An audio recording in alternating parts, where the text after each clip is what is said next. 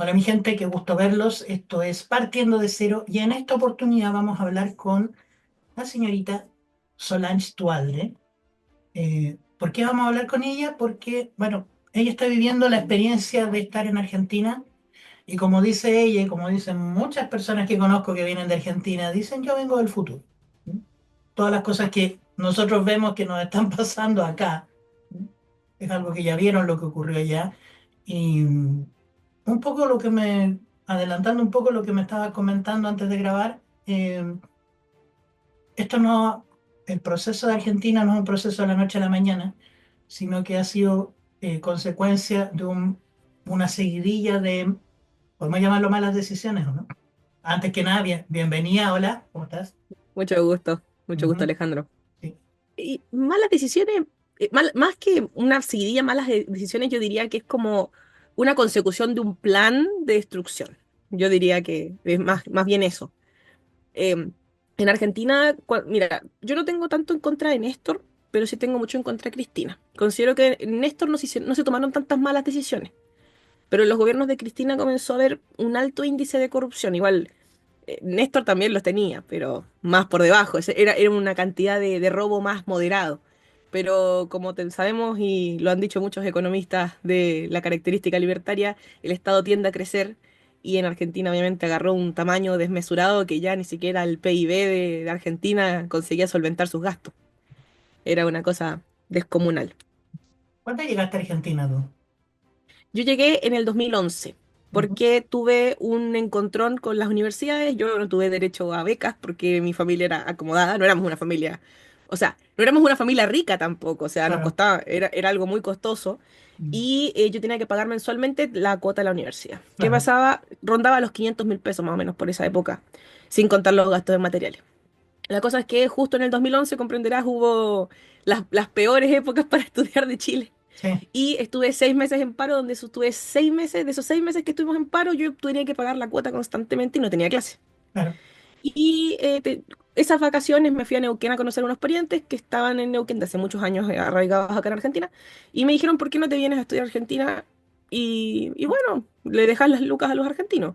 Ujú.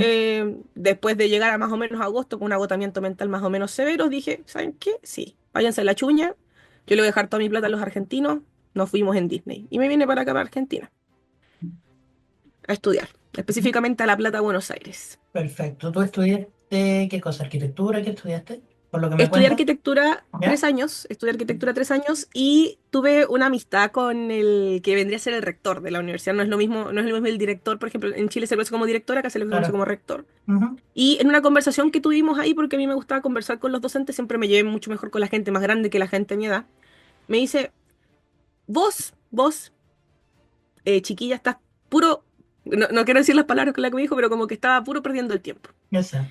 Y me dijo, tú deberías irte a una carrera donde vayas a hacer al menos algo que a ti te guste. Porque en esta carrera tú vas a terminar diseñando como a la pinta de lo que las personas quieren. Claro. Entonces tú de repente vas a hacer un diseño increíble y te van a decir que era una ventana redonda. La ventana redonda destruye todo el diseño, pero te vas a tener que poner la ventana redonda.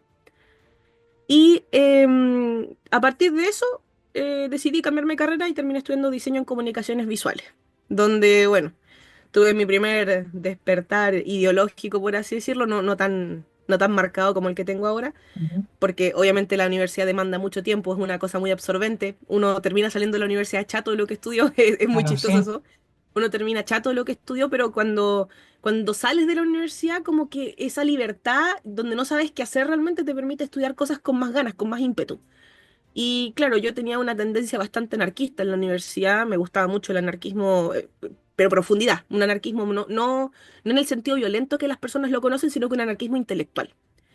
Eh, por ejemplo, nunca estuve en las protestas yo apoyaba a mis profesores porque efectivamente mis docentes ganaban miseria. O sea, mis docentes ganaban 120.000 pesos mensuales, que en ese tiempo en Argentina, o sea, estoy hablando de precios chilenos, Ujú. ganaban más o menos Cuando tú promedio llegaste era más o menos a la par, ¿no? no, 120 lucas, cuando los chilenos ganaban sobre 600 los profesores. Ya, sí. Comprenderás que con eso no alcanza, acá en Argentina no alcanzaba ni siquiera para pagar el arriendo, ni siquiera para la comida del mes. Ujú. Entonces los alumnos teníamos cierto grado de empatía con el profesor porque efectivamente era una cosa vocacional. y lo entendí mucho mejor cuando ya más avanzada, cuando un cuarto, quinto de mi carrera, ya los apoyaba fervientemente, sí, porque era una cosa de que a ellos no se, ellos, por ejemplo, después de los paros, muy al contrario de lo que me pasó en Chile, me corregían los trabajos. Ellos iban al paro y a la noche, después de las 9 de la noche, ellos comenzaban a arrancar a corregir los trabajos y a todos los alumnos al día siguiente teníamos las correcciones de nuestros trabajos. No tengo nada que decir contra mis profesores, muy buenos profesores, a pesar de ser profundamente marxistas, algunos. Em, Bastante vocación había, eso sí. Eh, y bueno, comencé a estudiar comunicaciones visuales y me adentré en este mundo de la ideología, más lo anarquista, y después cuando salí de la universidad, había algo que siempre no me cuadró, porque yo decía, sí, la anarquía está bien, rehuyo de la jerarquía, considero que ninguna otra persona es superior a otra, pero en el factor económico yo tenía ciertas restricciones porque hay varias corrientes dentro del anarquismo, que esto poca gente lo conoce.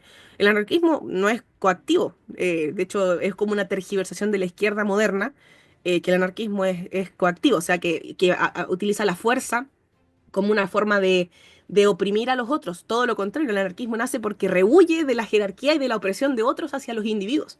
Entonces, de esa discusión, yo dije, llegué a los textos de Hayek, después pasé a los de Rothbard, y bueno, obviamente muy enamorada de Mises, del trabajo de Mises, que es, por ejemplo, el libro La acción humana, y llegué a su alumno más problemático, que fue Murray Rothbard, Ujú. donde terminé desencadenándome en lo que es el anarcocapitalismo y bueno, volviéndome básicamente eso, un anarcocapitalista muy profundamente arraigado en ese sistema. Bueno, el presidente actual de Argentina se define a sí mismo como anarcocapitalista, aunque también lo escuché en unas entrevistas decir, bueno, hacer anarcocapitalismo no es práctico en este momento. Así que, Claro, es ¿mm? que, o sea, Y, todos entendemos. sí, Anchos Bastos también dijo lo mismo. Huerta de mm, Soto, bueno, Huerta de Soto sigue en su mismo nicho, ¿no? claro. Pero Anchos Bastos se pasó a paleolibertarismo porque consideró de que el anarcocapitalismo no existe, entonces tenerlo como ideal vendría a ser como vivir en una utopía y eso como que desencaja un poco a la gente, ¿no? Es una cosa, Como querer vivir en el comunismo, ¿no? claro, algo por el estilo. Y qué es lo que pasa? A ver, esto es una opinión personal también, es decir, tú tienes una idea política que, bueno, el comunismo, el anarcocapitalismo, el capitalismo puro, el mercado libre y salvaje, pero son ideas, son conceptos, es decir, eh, y para mí son tan reales como decir, ¿sabes qué? El cuerpo ideal de una persona es 1,80 m, tiene que pesar 75 kilos, tiene que tener una masa corporal, una masa muscular de tanto y una de grasa de tanto. Ya, pero son ideales, nadie llega a eso. eh, y creo que con las ideologías políticas pasa lo mismo. O sea, tú tienes un ideal, pero tienes que estar claro que nunca vas a llegar a una realidad así 100%. Tienes que adaptarte, porque ni los países, así como los cuerpos, no son iguales unos con otros. Eh,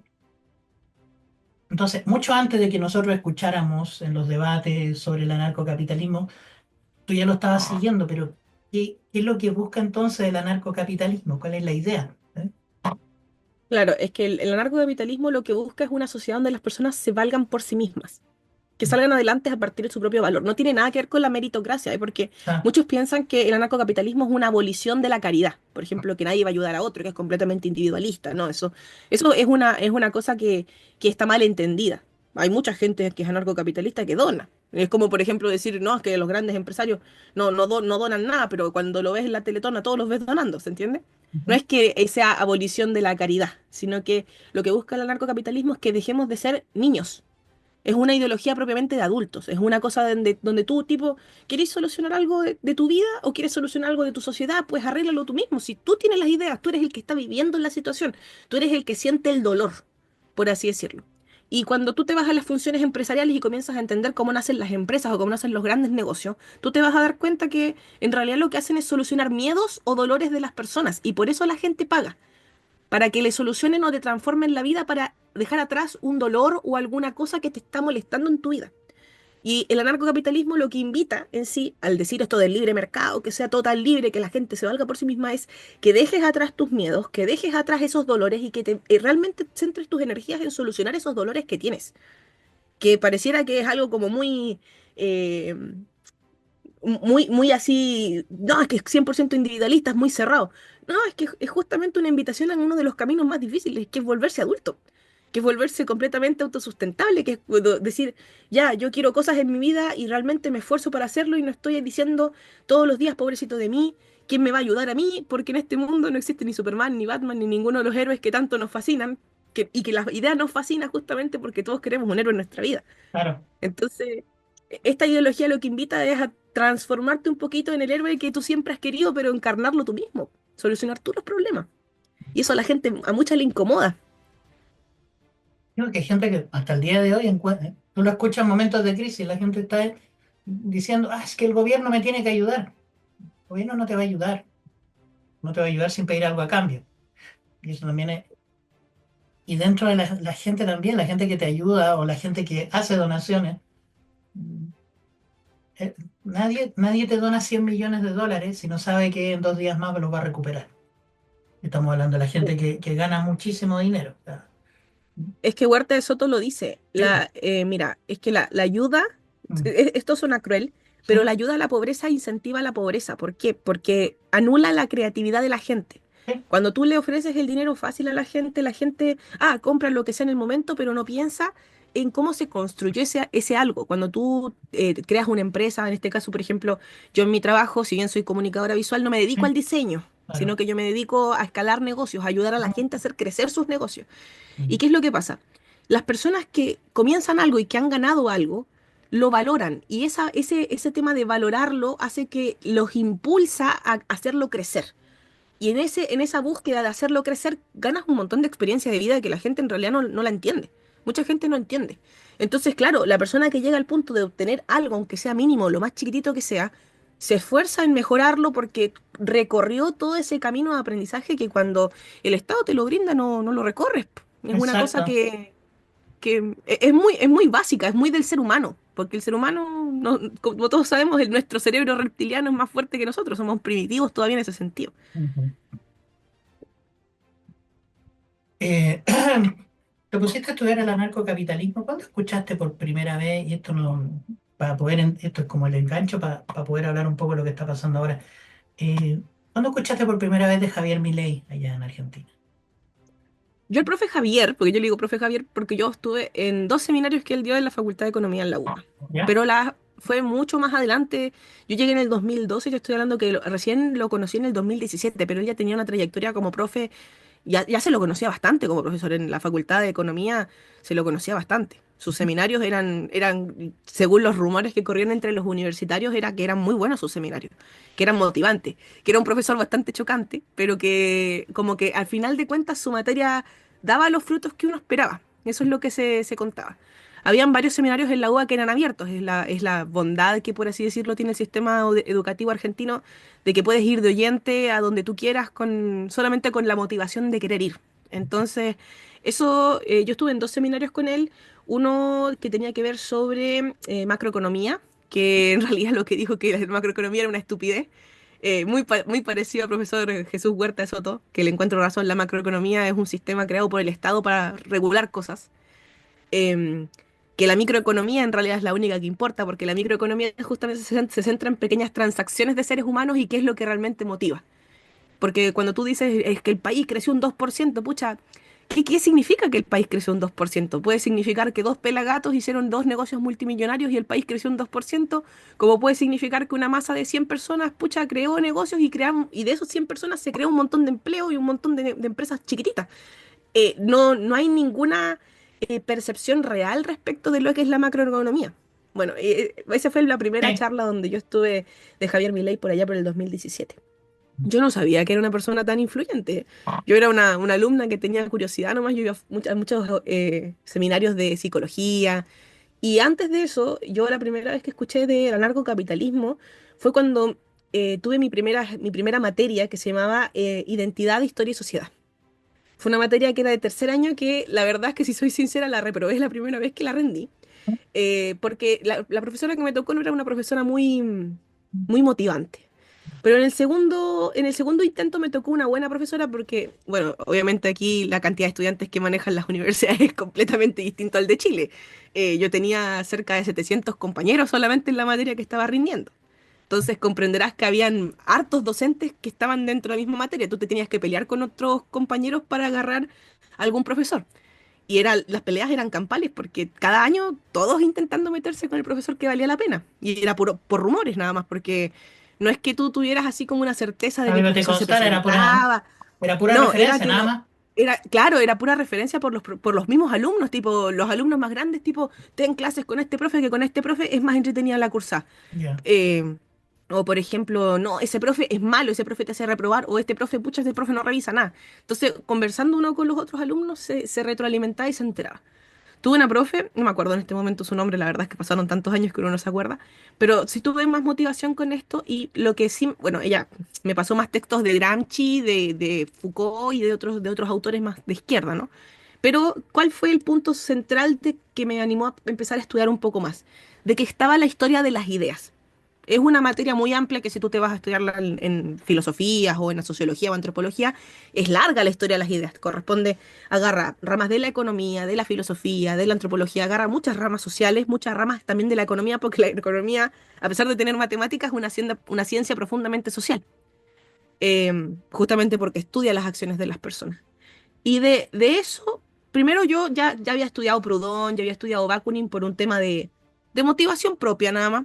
Y eh, de ahí agarré algunos textos, como El mito de la máquina, que es un texto bastante antiguo, y me empezó a llamar la atención todas estas ideas de izquierda. Yo dije, ¿dónde vienen? Y como siempre me gustó estudiar, bueno, me metí en YouTube en algunas cosas y de repente di con varios autores justamente de las escuelas de economía.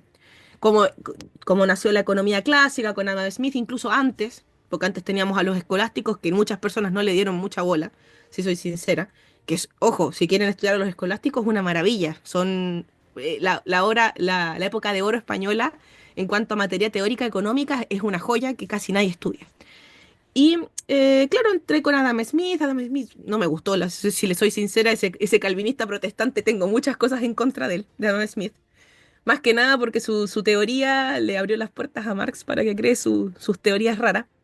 Y que aparte de eso estaba equivocado porque el valor siempre fue subjetivo. Y eso ya lo hablaban los escolásticos antes. O sea, imagínate, en el 1500 decían ya que el valor era subjetivo y Adam Smith escribió una tontería sobre, sobre el valor objetivo del trabajo. Y después de eso dije, ya bueno, salté a Mises, salté a Hayek y de ahí ya por primera vez conocí cómo era el anarcocapitalismo. Lo conocí como en el 2018 más o menos, los primeros textos que leí. Específicamente el de Murray Rothbard que se llama El Estado. Fue el primer texto que leí de él y que como que me hizo adentrarme un poquito en esta parte de la historia, la idea que tenía que ver con el narcocapitalismo. Milei dijo Ministerio de Educación afuera porque solo servía para adoctrinamiento. Eh, yo tengo una sobrina que tiene una historia muy parecida a la tuya, solo estuvo 2 años estudiando en Argentina. Después se fue de ahí porque el decano que tenía una relación muy parecida a la que tenías tú con el rector, le dijo, mejor vete porque a mí me van a echar y no te van a dejar pasar. Pero, quería preguntarte, ¿tú cómo viste cómo veías si acá en Chile las universidades están muy politizadas, cómo era el ambiente allá? Mira, ¿Y cómo yo era que el solo he ambiente en estado, Argentina en general? Es decir, ¿Mm? es una cosa de que tú entras a la universidad y la ves empapelada en propaganda de izquierda. O sea, Ujú. mi universidad, sobre todo tomando en cuenta que era Bellas Artes, o sea, comprenderás que yo estaba en el ambiente más surdé, yo soy como, ¿cómo fue que me dijo una vez un amigo mío? Tú eres la oveja más negra, ni siquiera es como oveja negra, tú eres como una mutación, me dijo, que salió ahí de Bellas Artes, una cosa Ah, muy extraña. Y es cierto porque yo entraba a la universidad y lo primero que encontraba era carteles de izquierda que en su momento, obviamente uno en su juventud, cuando no eres tan vivaracho, que a mí mi familia me crió bastante poco politizada, mi familia, si bien era de tendencia de derecha, nunca me politizaron ellos. claro. Entonces yo, la verdad es que prestarle atención a esas cosas no lo hacía. Ujú. ¿Cómo fue que sobreviví? Quedándome callada. Yo la verdad es que era una persona profundamente introvertida en la universidad. También era obviamente por la demanda de trabajo. Yo me centraba únicamente en cumplir los objetivos de lo que la cátedra me solicitaba y sería. Porque la única vez que tuve conflictos con una docente, por así decirlo, a causa de unos temas de salud que tuve, y no llegué con la cantidad de horas porque te piden que no tengas ciertas cantidades de falta. Yo justo no llegué con eso. Y la única vez que tuve problemas, una otra profesora que me tenía mucha estima me dijo, en la universidad céntrate en cumplir el objetivo y no pienses en nadie más. porque lo que importa es que te recibas y listo. Y a partir de ese, que fue como en el segundo año, comencé a hacer eso, solamente centrarme en los objetivos de la cátedra para recibirme, pero obviamente uno cuando está en la universidad ve el ambiente. Mi centro de estudiantes siempre fue de izquierda, nunca tuve Claro. centro de estudiantes de derecha.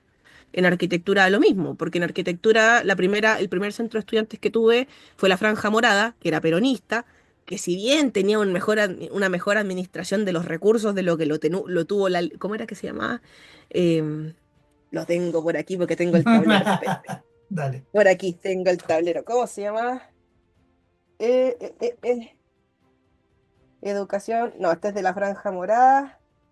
Unión, que era un montón de centros de estudiantes de izquierda ¿Ya? que se habían unido para poder ganarle las elecciones a la Franja Morada, que era el centro de estudiantes que tenía la facultad tomada desde hace milenios, o sea, era como 20 años de dirigencia de la Franja Morada en la Facultad de Arquitectura, y ellos se unieron como en una coalición para tomar el centro de estudiantes por medio de la izquierda, ¿Ya? en arquitectura. Y si vamos al caso, ya comienza la politización desde ahí, o sea...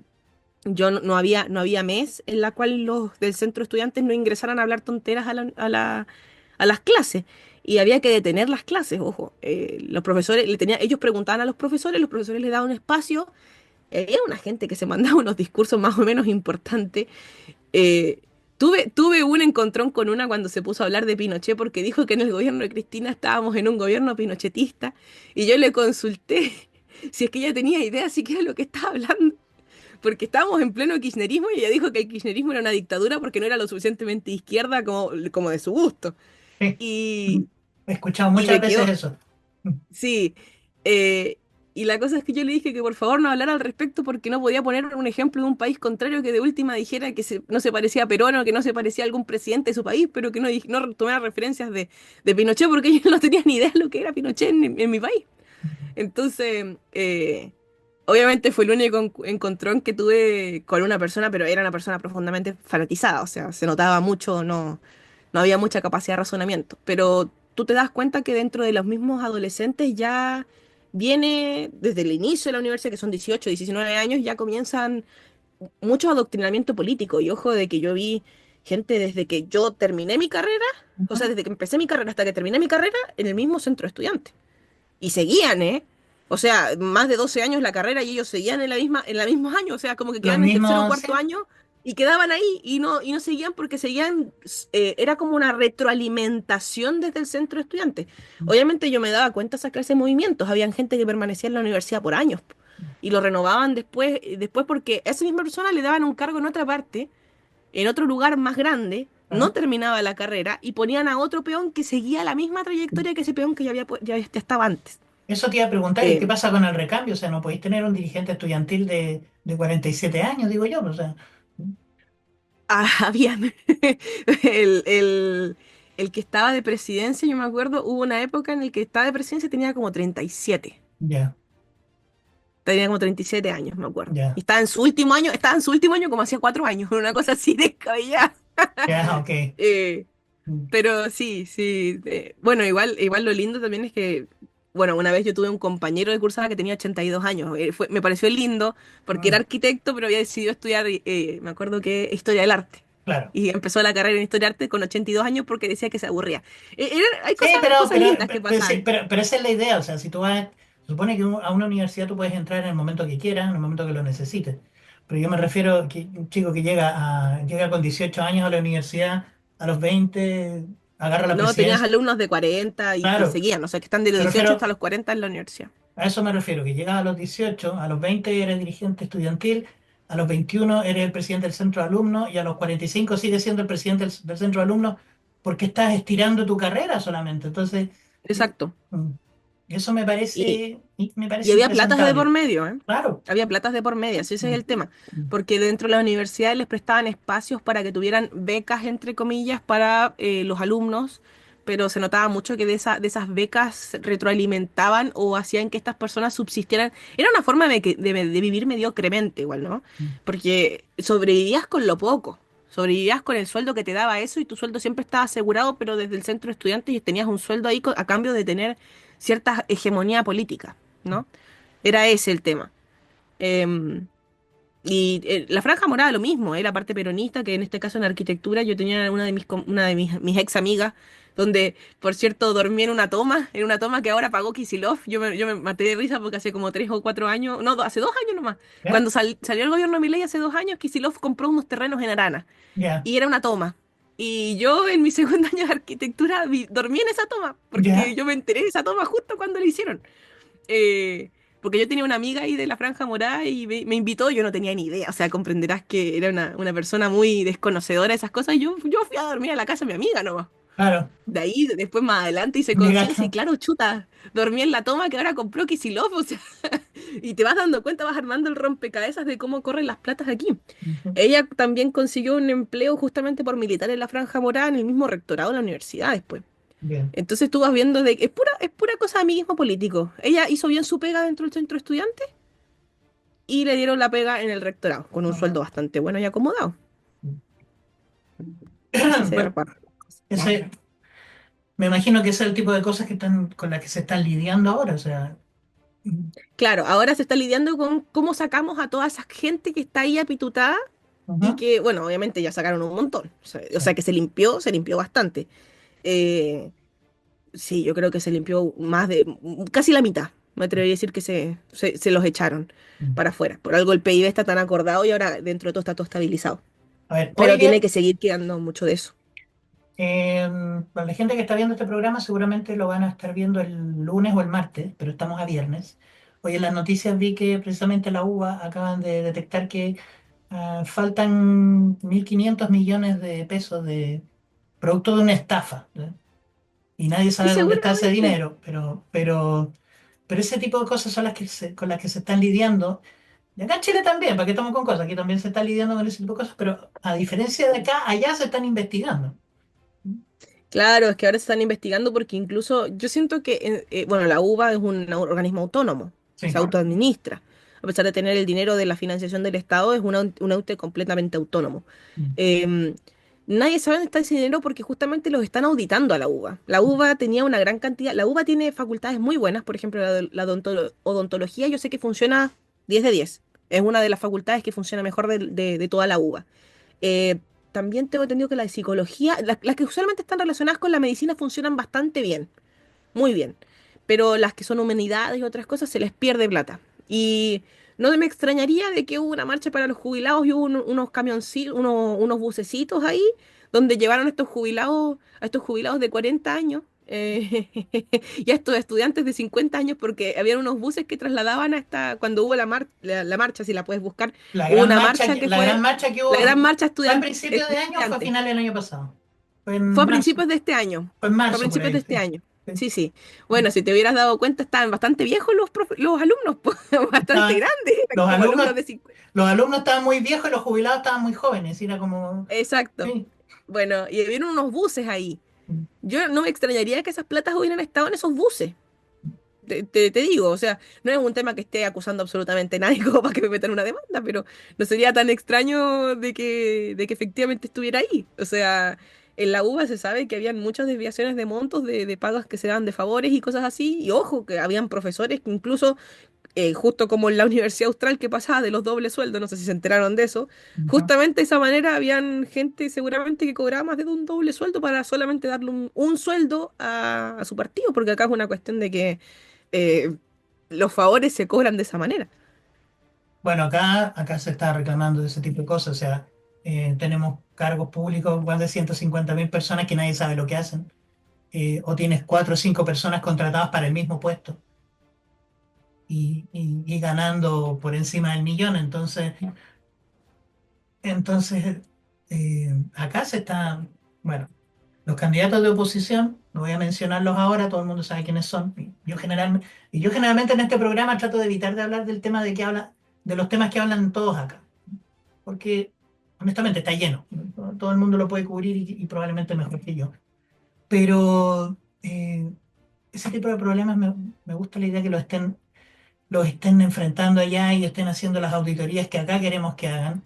El otro día también escuché en Argentina que querían no solamente hacer la ficha limpia, que es, bueno, si quieres postularte a un cargo público que no tenga antecedentes penales, que lo encuentro una cosa de sentido común, y Y otra cosa, algo que a mí me encantaría que hicieran en Chile, que si vas a postular a un cargo público de elección popular, incluso antes de postularte que des un examen, es decir, si vas a postular a diputado, da un examen tipo prueba de aptitud, prueba PSU, lo que sea. Cosa que decir, oye, ¿cómo llegó este tipo acá? No sé, pero por lo menos pasó el examen. Porque ya acá no sé, y allá también, o sea, allá creo que creo que hay una diputada que no sabe leer, lo han repetido montones de veces. Sí, Sí. ay, ¿cómo es que le dicen? Mm. Saracho. Saracho, sí. Sí, el Saracho, Es una piquetera. claro. Saracho, sí. Sí, Es una señora muy controversial y muy chistosa. Yo la verdad es que, si le soy sincera, por algo los argentinos dicen Argentina el mejor país de Argentina, así le exacto. dicen, Ujú. porque las noticias de política, o sea, Sí, uno las mira y se agarra la guata, sí, porque es un país generoso, eso es lo que he escuchado muchas veces. sí, es Mm, un país muy chistoso, la verdad. Aparte que se lo toman para la joda, que eso también le falta un poco al chileno, ¿no? Que sí, burlarse con tal de que la vergüenza, porque ese también es algo que acá ha cambiado mucho la perspectiva de la gente. ujú, Burlarse está bien, sí, porque después la misma vergüenza hace que esta gente se retraiga, porque les da vergüenza. Es una cosa que acá funciona. Pues en Chile yo creo sí. que funcionaría también. En Chile también funcionaría que la gente recuperara un poco la vergüenza, pero volviendo un poco a eso, es decir, otra frase que me encanta en Argentina es que no la vieron venir. Como si de pronto, de la nada, alguien abrió la tapa de una caja y apareció Milei, aparecieron los libertarios y se tomaron todo y nadie entendía de dónde salieron, pero esto no apareció de la noche a la mañana, es decir, ¿qué es lo que, cómo se fue cultivando esto? O sea, tú estuviste en la universidad y obviamente llevas mucho tiempo en Argentina. ¿Tú cómo lo viste primero como estudiante, después como residente allá? O sea, cómo se formó esto? Porque tal como dices, o sea, la mayoría de la gente que yo conozco, que es de tendencia derecha, que está en la universidad, ¿no? O en los medios de comunicación, o en el arte, o en la televisión, donde sea, si son de derecha, por lo general se quedan callados, ¿no? Dejan que la izquierda hablara, dejan que la izquierda haga las películas que quiera, que hablen de lo que quieran, ¿no? Que insulten y ofendan a la persona libremente. Eh, y acá la gente se queda callada y ella también me decía que se quedan callados, pero ¿qué es lo que ocurrió? ¿De dónde salió? Porque ahora la gente lo dice sin problema y se burla como se burla libremente, pero ¿cómo empezó a formarse esto? ¿Cómo empezó? Desde tu O punto de sea, vista. literalmente es que nadie se la vio venir. El Ujú, tema es que ocurrieron, bueno, después de la pandemia, ujú, todos sabrán que Argentina fue uno de los países con más represión que hubo en la pandemia. sí, Y mucha gente quedó pobre en la pandemia en Argentina. mm, Entonces, si tú te pones a pensar, los grandes cambios se generan cuando la gente más descontenta y más preocupada está. Pero también se generan cuando las personas ya perdieron la esperanza en ese... Es como, por así decirlo, yo adoraba a mi padre, pero mi padre me hizo tanto daño que finalmente decidí apartarme. ¿Se entiende? sí, Entonces la gente con el peronismo tenía esa relación de padre e hijo. Pero resulta que el peronismo argentino le causó tanto daño a los mismos argentinos, los terminó dejando en una miseria tan grande porque el kirchnerismo es una subrama del peronismo, no ha cambiado en nada.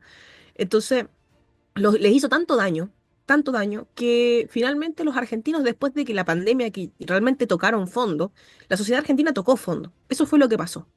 Entonces, en ese tocar fondo, después los argentinos comenzaron a ver esta nueva rama, porque más encima Milei comenzó a caminar en las calles. Milei literalmente arrancó una campaña sin ni un peso. O sea, literalmente Milei lo que hizo eran caminatas, así se llaman, caminatas. Comenzó con 10 personas, terminó teniendo millones de personas al final de cuentas. ¿Por qué? Porque la gente necesitaba un cambio, pero un cambio real, de un cambio que no fuera Macri, porque por ejemplo Macri vendría a ser como son los republicanos en Chile. Era un cambio realmente abrupto, porque ya Macri ya, habían intentado me con Macri, pasa, ¿se entiende? me pasa lo Macri lo mismo, o sea, intentó.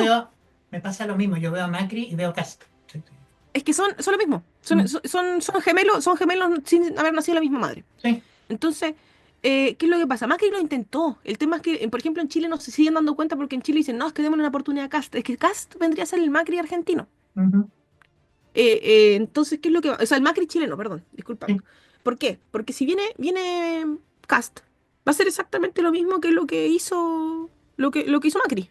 Ya lo tenemos de homólogo. ¿Y qué fue lo que hizo Macri? Sí, ayudó a las empresas, pero tampoco ayudó a la gente. Porque justamente era un cambio, pero un cambio mínimo, era un parche. Y desgraciadamente la sociedad cuando ya está agotada hace tal punto, el parche ya no sirve. Porque la bicicleta en la que está yendo, el auto en el que va, y está tan destartalado, está tan viejo que ya el auto no da más para más. Hay que Ah, cambiarlo y agarrarse uno nuevo. Ese es el tema, lo que cambió aquí.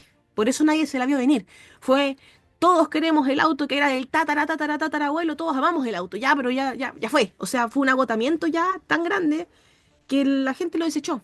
Y justamente apareció, tuvieron la fortuna, obviamente acá en Argentina siempre han tenido mucho más intelectuales, disculpándome, pero en Chile no hay muchos intelectuales con los pantalones bien puestos como acá hay.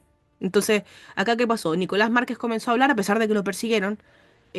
Agustín Laje comenzó a hablar a pesar de que lo persiguieron, porque Agustín y Nicolás Márquez los persiguieron de una manera, les intervenían las llamadas cuando estaba... Ellos hicieron una labor increíble. Yo estaba en la universidad y yo sé que ellos los perseguían, desde el mismo estado peronista. Les intervenían las llamadas, los pinchaban, todo.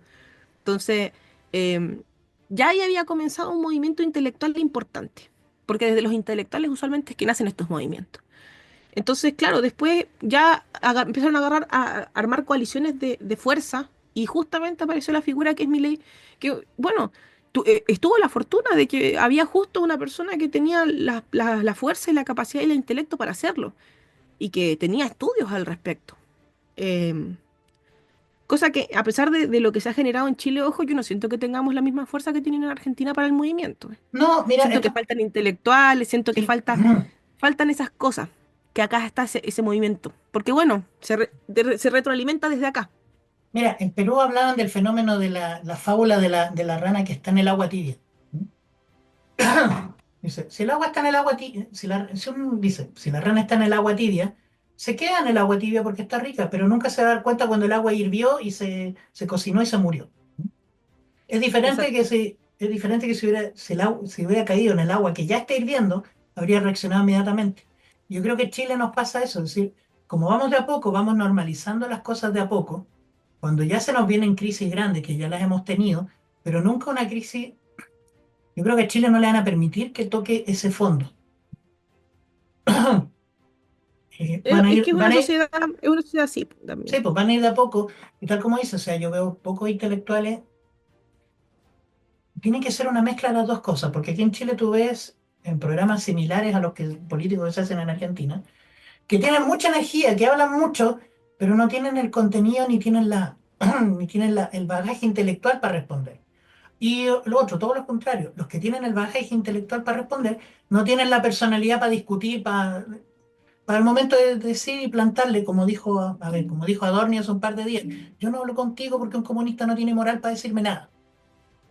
Yo no te voy a hacer Claro. ninguna pregunta. Acá jamás, yo creo que jamás no voy a encontrar ningún político que le diga eso, qué sé yo, al presidente Lacudo o a alguien del gobierno en este rato, ¿no? Claro que Entonces, justamente también lo que he criticado un poco del movimiento de nuestro propio país y por lo cual yo también arranqué mi canal, ¿no? ujú, Porque obviamente yo tengo una mezcla de ambas sociedades, de tanto la sí, argentina como la chilena, y obviamente eso también tuvo un precio, mm, ojo, tuvo un precio conmigo como persona, mm, porque yo no encajo en Chile 100%, porque claro. justamente tengo ese aire argentino de que cuando tengo que decir las cosas rectas las digo, y fue. Y, Mm, y saldrán como tienen que salir, porque es mucho mejor esa sinceridad bruta que sale desde adentro de uno, ujú. obviamente con el intelecto de uno, no diciéndolo por arriba, por encima de tipo, no, lo que yo digo es una cosa visceral, no, es una cosa de un conocimiento de causa. Y eso hace que la gente en Chile, por ejemplo, yo le choco a muchas personas en Chile y dicen, tipo, ¿y esta de dónde salió? Es una desubicada. No, no es que yo sea una desubicada. Es que lo que pasa es que te estoy diciendo la verdad completamente como tiene que ser y yo no soy una cartucha como tú. Eh, Entonces, a mí me pasó, hay una gran diferencia y tengo una amiga mendocina que se enojó conmigo porque me tomó a mal esta frase. Me dijo, hay una gran diferencia, no lo decía por ella en todo caso, hay una gran diferencia entre decir lo que uno piensa y decir lo primero que se te venga a la cabeza. Porque lo primero que se te venga a la cabeza no es pensar, es llegar y ladrar nomás. exacto. Entonces, ¿qué es lo que ocurre? O sea, necesitamos gente que diga lo que piensa, pero que lo piense antes. O sea, es tan tonto y Por tan eso digo, básico como con eso. conocimiento de causa. Es con el Exacto. conocimiento de causa, porque una cosa es, igual, los insultos chilenos son una tontera comparado con los insultos que te pueden decir acá. No, Yo siempre me río, la pero creatividad. Es que, es que lo que pasa, a mí me pasa cuando me insulta un argentino, no sé si enojarme o reírme. porque son tan buenos. ¿Cachai? Sí, sí. Es el tema. Entonces, ¿qué es lo que pasa? Una cosa es decir la verdad de forma visceral y otra cosa es decirla con conocimiento de causa. Y bueno, en la política usualmente cuando yo digo las cosas son con conocimiento de causa. Y eso choca. Claro. Eso choca porque les derrumba los sistemas de creencias de la gente, que la gente considera que el mundo es así de una manera y si tú te vas a dar cuenta, el mundo en realidad nunca es 100% como tú crees que es. Por algo cambias a partir de las experiencias que vas tomando en la vida. Y eso te va moldeando como persona hasta el final de tus días.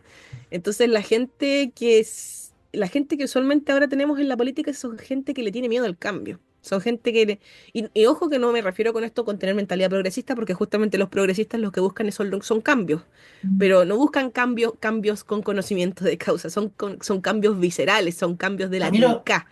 a mí lo que me pasa, y es mi punto de vista también, a mí me pasa con los progresistas de acá, los progres de acá, es que no están buscando cambios, están tratando de volver a una sociedad que no existía ni siquiera cuando yo no había nacido.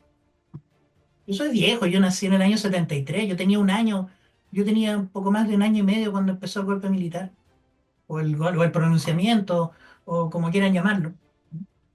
Y yo cumplí 18 años cuando cuando el gobierno militar terminó. O sea, yo terminó el gobierno y 6 meses después yo tenía edad para votar. Claro, Entonces, el gobierno de Pinochet es mi niñez. ¿Eh? O yo viví toda mi niñez en el gobierno de Pinochet. Eh, pero no lo echo de menos. ¿Sí? No lo echo de menos, ni tampoco culpo mis desgracias de lo que ocurrió en ese tiempo. Y, y será también por lo mismo que yo no tengo ganas de volver a lo que había antes. O sea, porque para mí eso es historia antigua. Entonces, ver a un chico de 22 años, ver a un chico de 15 años, o ver a un presidente de 30 años, que tenemos ahora 35 años, añorando algo por lo cual jamás vivió, sino que se lo contaron, y se lo contaron más encima parcelado, es decir, te lo te lo contaron de, contaron man- mal. te lo contaron de manera dogmática. Entonces, alguien te dice, oye, sé que yo estaba ahí y no era así, y te enfurece, po, ¿sí? Así que Sí, me remito a lo que dice Adorni. No voy a hablar contigo porque no vale la pena y no hay nada que me pueda aportar. ¿Sí? es que justamente tiene eso que ver porque en Chile, como te digo, cuentan la historia mal, la cuentan a medias y el problema también es que la gente no se molesta en buscarla tampoco, ¿no? Claro. Porque ese también es el tema, es buscar la verdad, es algo que a mí me apasiona. Por eso también comencé a estudiar anarquía y demás. Y también el otro tema es que yo siento, o sea, este es un diagnóstico muy personal y que por lo cual la gente me siga, yo siento que el Estado está agotado. ¿Y en qué sentido el Estado está agotado? Después de 200 años de existencia como entidad, siento que finalmente la discusión que había, que cuando se inició, cuando hubo la Revolución Francesa, pues esto es una cosa histórica, Claro. cuando nació el Estado, después de la Revolución Francesa y lo instauraron como sistema, el sistema se agotó. Estamos en una época donde el Estado ya no soluciona los problemas de la sociedad porque si te das cuenta, tenemos Estado sí, pero seguimos teniendo los problemas que tenía la antigua Roma. Esos son los mismos problemas, la gente tiene exactamente las mismas necesidades, las mismas, necesita ropa, necesita comer, necesita dormir, son las mismas necesidades y la tecnología ya en cierto modo las cubrió. Entonces, la sociedad ahora tiene otra clase de necesidades, otra clase de formas de solucionar los problemas, que justamente el Estado no es. Entonces, para mí, estamos en una época en la que el Estado se agotó. Y necesitamos gente que nos permitan pasar a la siguiente etapa, que no sabemos cuál va a ser. Por eso también es el tema que muchos comunistas, por ejemplo, me quedan mirando diciendo, ya, ¿y cuál es la siguiente etapa? Y no sabemos todavía. Eso es una cosa que hay que observarla. Pero si no lo hemos intentado con el libertarismo como corresponde y si vamos dando cuenta que en Argentina funciona reduciendo el Estado, pucha, vale la pena intentarlo, porque ya está agotado. Entonces, como está agotado el sistema, ya es momento de probar algo nuevo. Y es el camino que nos toca transitar ahora. Oye, ya que tocaste ese tema, ¿cómo ha funcionado este gobierno libertario desde que comenzó? Ya cumplió 2 años, ¿no? Ya cumplió Dos un años, año. sí. Sí. ¿Cómo han Yo funcionado lo las veo, cosas? Porque, sí, desde tu punto de vista. Yo lo veo bien. Mira, mucha gente que está acá lo critica porque le falta mucho, o le falta aquí, o le falta acá. Perfecto no es. Como nada en esta tierra, o sea, nada es perfecto. Pero de que se va viendo mejoras de a poco, se va viendo mejoras de a poco. Porque uno va viendo que se van abriendo negocios, que la gente está más contenta porque se han efectivamente reducido los impuestos. El hecho de no tener inflación también invita a la gente a que se motive a hacer otras cosas, porque antes tú comenzabas el inicio de mes, porque esto yo lo viví yo. Mm. Yo que arrancaba al principio de mes y tenía que comprar, los primeros 5 días tenía que comprar todo para el mes. Porque si a mí se me antojaba comprar 1 kilo de carne a fin de mes, no me costaba lo mismo que a principio de mes. Claro. Costaba al menos un tercio más. Entonces no era lo mismo comprar carne a principio de mes que a fin de mes. Entonces, ¿qué es lo que pasaba? Uno a principio de mes se cuadraba entero y gastaba todo su sueldo. En cambio, el hecho de que ahora haya inflación a la gente le permite ir comprando de distintas formas con tal de que pueda generar un colchón, le permite ahorrar a la gente. Y eso cambia las cosas de a poco. Obviamente, al igual que en Chile, no pasó, o sea, el milagro económico de Chile no se produjo de la noche a la mañana, acá tampoco se va a generar de la noche a la mañana. No, Pero si las acá, mejoras se van notando. acá tomó por lo menos una década que las cosas funcionan. Por eso. Mm. Pero como dijo Huerta de Soto, que le dijo a Milei que era una persona muy modesta, que 30 años era muy poco, que acá en Argentina lo íbamos a ver en una década. Yo creo que las decisiones bien tomadas, sí, va a una velocidad bastante impresionante. La verdad es que va muy rápido. Obviamente hay un montón de cosas que acá no se van a solucionar porque hay una cultura en torno a la pobreza acá que ¿Sí? lleva muchos años, ¿no? O sea, acá los chorros, como los conocen, o los pibes chorros, o todas esas cosas Ujú. de la música, la cumbia, todo eso, el negrerío, como le dicen, disculpando la expresión, pero así le dicen acá en Argentina a los negros, Claro. es una cultura, es mucho más allá de lo que vendría a ser, no es una moda, es una cultura. Sí. Entonces, claro, ir subsanando ciertos aspectos de la cultura toma mucho más tiempo. Pero en cuanto a lo que la gente se ve, cómo la gente está tomando las cosas y cómo ahora la gente se puede planificar mejor en sus propias vidas individualmente, se nota. Se nota radicalmente porque no está la inflación. Y se nota porque hay gente que está abriendo locales. Una de las cosas que Ya más porque, me llam- una de las cosas que más me llamó la atención, yo fui, como te dije, yo estuve en Mendoza, yo viajo poco y nada. Yo estuve en Mendoza en el 2014 una cosa que me llamaba la atención era que me dijeran, no, ¿sabes qué? El, el precio del pan en la mañana a las 12 puede costar 200, pero a las 6 de la tarde puede costar 400. Es decir, que los precios de los productos podían cambiar el mismo día.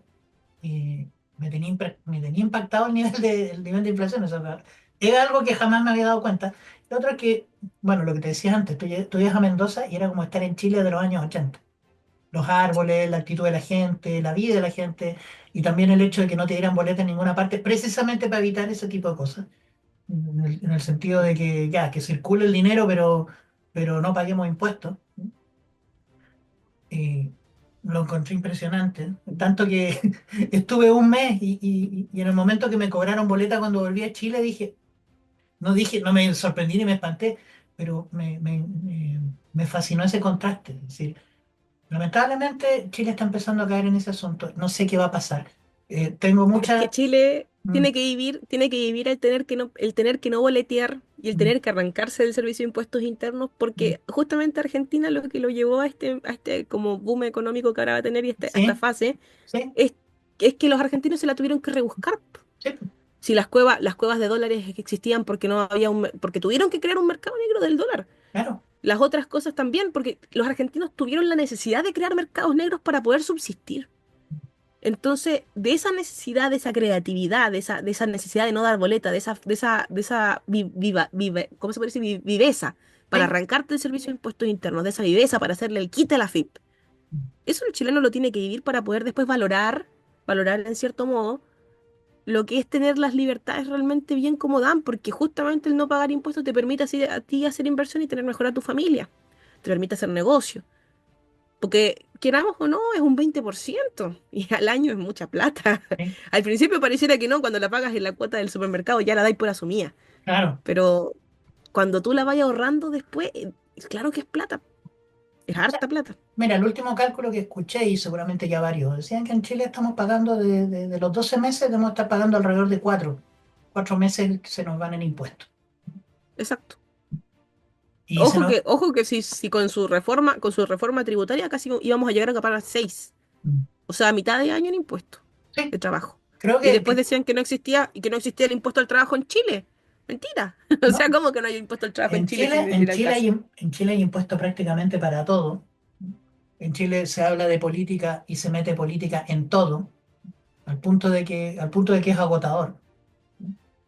Pero si Y, tiras el botón del baño y ya estás pagando impuestos por jalar la exacto, cadena del baño. O sea, el Estado por lo tienes el, metido hasta dentro de tu baño.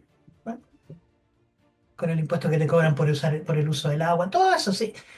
Pero una cosa son los impuestos y otra cosa son los costos. Es decir, tú sabes que tener alcantarillado cuesta y tienes que pagar una cuota. Pero si eso le está recargando un montón de cosas. Es decir, eh, y esto lo digo en el sentido de que, mira, mi abuela ya pasó de los 100 años. Ah, Y qué ella, maravilla. y ella se esmera en tener sus impuestos pagados al día. O sea, lo primero que me dice, ¿cuánto debo de contribuciones? Y las paga religiosamente. Y esta de menos nos enteramos, menos enteramos de que tenemos un senador de que no ha pagado sus contribuciones, debe más de 513 millones de pesos chilenos en contribuciones que no ha pagado. Y a él nadie le va a embargar la casa ni le van a embargar los bienes. ¿Sí? Pero Claro. mi abuelo una vez se atrasó en dos o tres cuotas porque mi abuelo estaba en el hospital y le llegó el aviso de amenaza de embargo, ¿sí? Porque se había Sí. pasado en dos contribuciones o algo por el estilo. Y ese impuesto era un impuesto provisorio por un terremoto, creo que el de 1960, y nunca se quitó.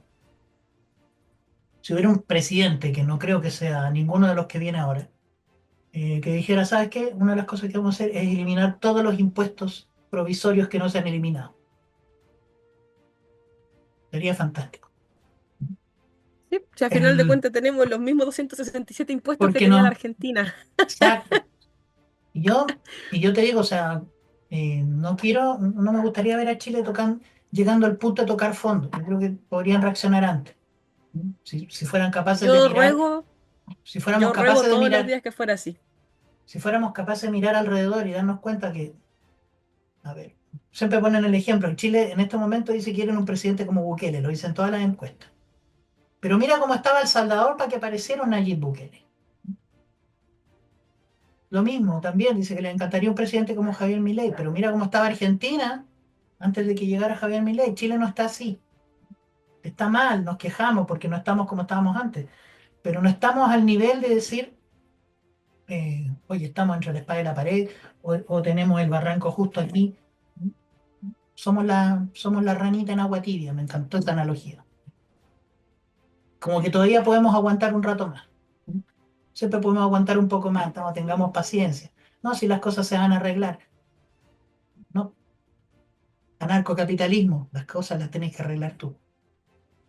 Exactamente. Eso me gusta esa idea. Eh, ¿En qué estás tú ahora en Argentina? Bueno, aparte de trabajar, estudiar, no sé qué, ¿en qué estás ahora? Tienes un canal de TikTok y después te pido que me mandes el enlace para poder colocarlo aquí en la caja de comentarios. Sí, sí. Bueno, Sana Timea es el canal de TikTok. Subo videos esporádicamente, he estado con mucho trabajo. Yo me dedico a editar libros Ujú. para mentores educacionales y todas esas cosas. Entonces, bueno, eso es lo que estoy trabajando. Hace poquito tuve unos clientes que están en Estados Unidos y la verdad es que han sido proyectos bastante refrescantes porque han salido de las normas de usualmente los protocolos que requieren los libros editoriales, ¿no? Eh, Así que estoy en eso y bueno, en Argentina yo decidí venirme para acá más que nada por estar tranquila y de paso para estar con los vínculos que creé acá. Igual yo viajo, soy una persona de dos países, por así decirlo, tengo el corazón dividido entre dos lugares. Y, y es complicado, ¿eh? Es complicado porque al final de cuentas el que se va a veces es como que siempre añora volver y a veces nunca podéis volver, es como una cosa muy Que- extraña Es que no vuelves al país, es que no vuelves al país al que, no del vuelves que al te país del fuiste. que te fuiste, eso, disculpa que se cayó algo acá y me distraje. Sí, es un tema el tener el corazón dividido. Y lo otro es que yo me vine acá porque, bueno, estaba tan agotada de la situación chilena, tan agotada, porque yo estuve 3 años predicando en el desierto, o sea, intentando explicarle a la gente estas cosas que estaban viniendo hasta que mi ley salió, porque era una cosa que cuando justamente vienes del futuro, tú intentas advertirle a la gente.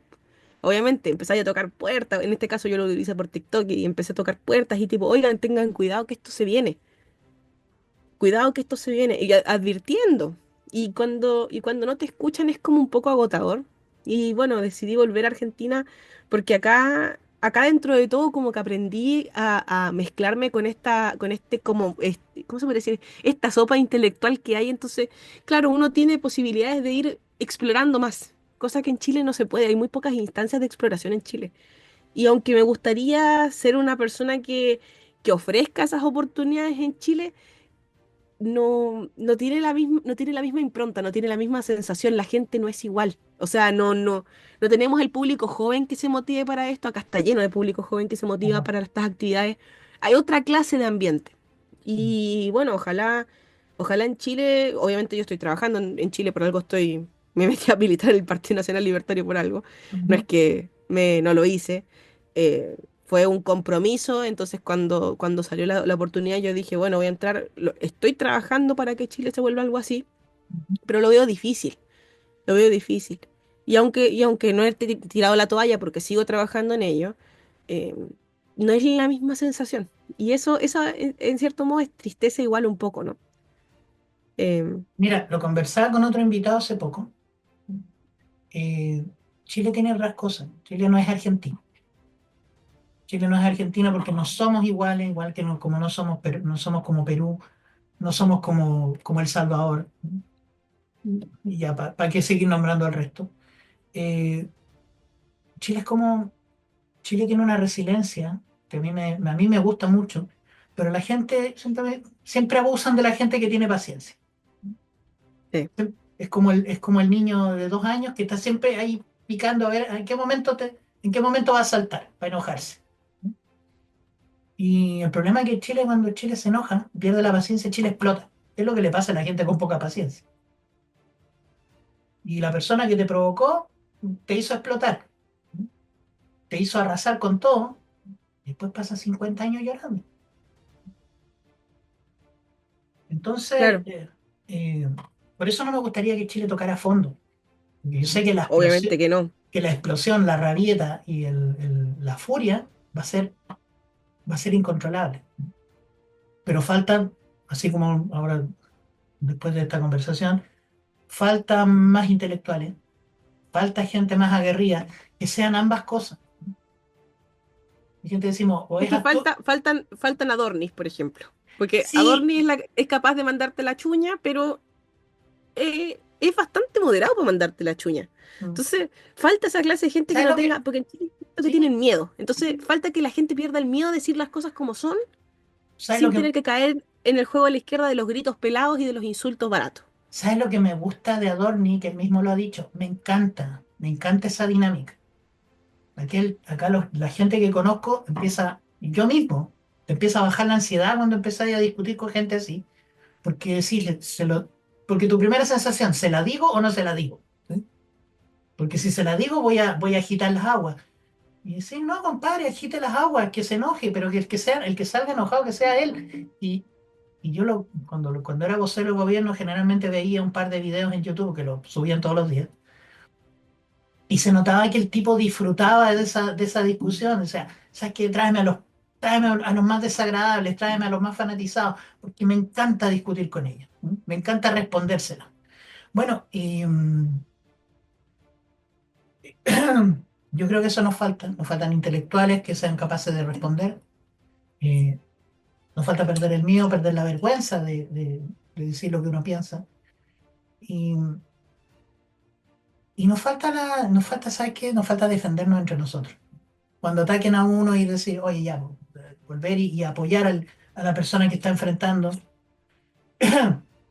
Y eso es algo que estoy viendo muy de a poquito, muy discretamente. O sea, a mí ver un cantante chileno atacar a la izquierda, como lo está haciendo Pablo Herrera, que todo el mundo se pretende burlarse de él, y veo que hay gente que no está permitiendo que se burlen de él. Para mí eso es un pequeño gran cambio. Necesitamos más de esos Yo, pequeños grandes cambios. yo estoy dedicado al arte también. Y yo generalmente tampoco toco estos temas con mis amigos porque casi todos los artistas que conozco son de izquierda.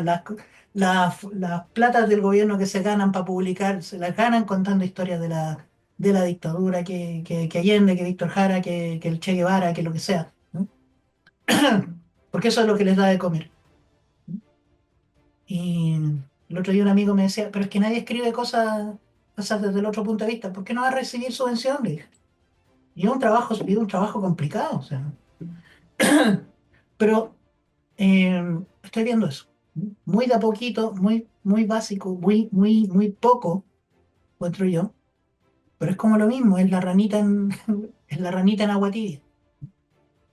Sí, necesitamos Cuando- grandes cambios en Chile, por eso, bueno, obviamente la batalla cultural en Chile se viene mucho más terrible es la que cualquier otro país, igual. sí, Hay mucha gente que le gusta el Estado y que le encanta y que, bueno, igual tiene que ver con nuestra raíz masónica, po. O tiene- sea, tomen en cuenta que a Chile, yo, bueno, yo soy bastante patriota, no es que no lo sí. sea, pero a Chile vinieron a liberarnos po, de nuestro mismo nacimiento. Sí. Entonces, vinieron a liberarnos porque acá no había nadie que quisiera destetarse de España. Entonces, ya está en nuestra historia este círculo vicioso. Y la verdad es que espero, sinceramente, de corazón, que este sea el momento en el cual ya por fin digan, nos que vamos a hacer algo por nosotros mismos. Sería lo ideal. Espero que así sea. Oye, Solange, muchas, muchas gracias por tu tiempo. Me encantó la conversación, creo que ha sido de las más fluidas que he tenido en el programa. Bueno, se Eh, puede repetir. sí, sí, sí, la vamos a Hay un repetir. montón de temas para hablar. Sí, yo me gustaría que habláramos de temas específicos la próxima vez.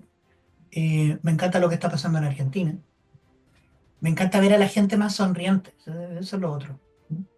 Me encanta que agarren que un periodista en un matinal de allá llega y le haga una pregunta a la gente en la calle y le conteste lo que quiere y no lo que el periodista quiere esconder, o sea, que quiera contar. Acá en Chile Sí, también lo veo muy gradualmente, la gente también le está empezando a responder a la prensa, sí. Eh, pero no con la misma fuerza allá, porque quizás las cosas no están ocurriendo con el nivel de impacto que están pasando en otros países, pero van a pasar igual. Y no quiero que pase, ese es el asunto. Ya pues, oye, ¿alguna cosa que quieras contar antes de cerrar el programa? no, muchísimas gracias por el espacio y bueno, espero que esta charla le ayude a obviamente más personas y sí, sería muy interesante hablar de temas de Argentina más profundamente, o sea, podemos hablar de Sí, cambios económicos, medidas, o sea, las medidas políticas, yo las voy estudiando a medida, me encanta estudiar sí, las medidas que se van tomando acá y las repercusiones, o sea, la medida y lo que ocurrió después. exacto. Así que podemos juntarnos a hablar de eso sin ningún problema, obviamente Algo, vemos el tema y... algo que me encantaría también hablar es cómo se las ha arreglado para gobernar teniendo al Parlamento en contra. Ah, ¿Sí? Porque acá todo el mundo... eso ha sido una pura estrategia de comunicación en redes. Exacto. Ya pues, oye, Solange, muchas gracias de nuevo. Gracias a todos por los que están escuchándonos y nos están viendo. Chicos, esto fue Partiendo de Cero. Nos vemos muy pronto. Muchas gracias, Solange, y mucha suerte allá. Muchas gracias a ustedes también. Que estén muy bien. Adiós. Luego. Los amigos no se olvidan cuando son los dos del sur.